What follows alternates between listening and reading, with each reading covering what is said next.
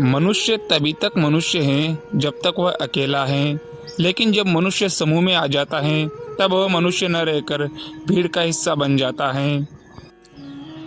समूह या भीड़ का हिस्सा बन चुके इंसान के विवेक पर उस भीड़ का अधिकार हो जाता है। वह न अपनी भावनाएं और न ही अपने विचार स्वतंत्रता से रख सकता है।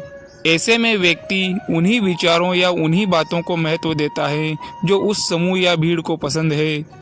भीड़ का हिस्सा बन चुके इंसान इंसान न रहकर किसी दूसरे के दिशा निर्देश पर चलने वाला प्राणी मात्र बन रह जाता है। उसके स्वतंत्र विचार खत्म हो जाते हैं और वह वही करता है जो वह भीड़ चाहती है। ऐसे प्राणी समाज को उच्चता की ओर नहीं ले जा सकते और न ही ऐसे लोगों के विचार परिवर्तनशील होते हैं। समाज की प्रगति के लिए उच्च विचारों की आवश्यकता होती है और उच्च विचार आत्मचिंतन से निर्मित होते हैं। आत्मचिंतन ध्यान और एकाग्रता से आता है। ध्यान और एकाग्रता के लिए व्यक्ति को भीड़ से हटकर अकेला होना होगा।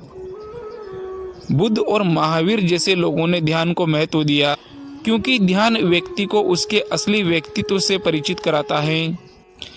इंसान क्या है, उसका अस्तित्व क्या है, उसका होना क्या मायने रखता है और आखिर वह है क्या। मनुष्य क्या है, एक जीवित प्राणी या उससे भी बढ़कर कुछ और। जब मनुष्य भीड़ में होता है तब वह स्वयं का अनुभव नहीं कर सकता। वह नहीं जान सकता कि वह क्या है।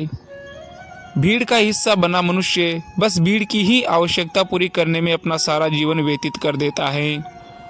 उसके विचार कहीं से भी उसके नहीं होते। वह सिर्फ भीड़ या समूह के विचारों में जीता है। यह एक प्रकार की मानसिक दास्ता है जिससे व्यक्ति को कोई स्वतंत्र नहीं करवा सकता, बस स्वयं के सिवाय। अगर व्यक्ति स्वयं इस मानसिक दास्ता से स्वतंत्र होना चाहता है तो हो सकता है, बशर्ते उसके विचार समूह या भीड़ की मांग के विपरीत हो। हमारा दुर्भाग्य है कि हम इसी भय से भयभीत रहते हैं कि यदि मैं इस समूह या सामाजिक भीड़ से अलग हुआ तो क्या होगा। यदि मेरे विचार इस समाज ने अस्वीकार कर दिए तो क्या होगा, और यदि मैं अकेला हो गया तो लोग क्या कहेंगे। यही तो वे विचार हैं जो हमें मानसिक दास्ता में बांधे हुए हैं। और यकीन मानिए कि हम दुनिया में जो विकास देख रहे हैं उस विकास में भीड़ या किसी सामाजिक समूह का कोई योगदान नहीं। यह भीड़ या यह समूह सिर्फ उपभोक्ता है। इस भीड़ या समूह ने किसी चीज का कोई आविष्कार नहीं किया। और हम जो कुछ आज देख रहे हैं वह सब उन लोगों ने बनाया या खोजा जो भीड़ का हिस्सा नहीं थे। ऐसे लोग परिवर्तनकारी होते हैं। ऐसे लोगों के विचार खुले होते हैं, भीड़ की विचारधारा से कहीं ऊपर।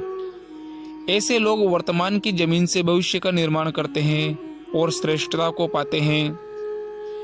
मैं और आप सब वर्तमान में भीड़ का हिस्सा मात्र हैं, पर हमारे पास समय है स्वयं को जानने का कि क्या हम अपने असली व्यक्तित्व को पहचान सकते हैं। आइए प्रयत्न करें स्वयं को जाने कि हम क्या हैं, इंसान या फिर भीड़ का हिस्सा मात्र। वीडियो अच्छा लगा हो तो वीडियो को लाइक और चैनल को सब्सक्राइब करें। धन्यवाद।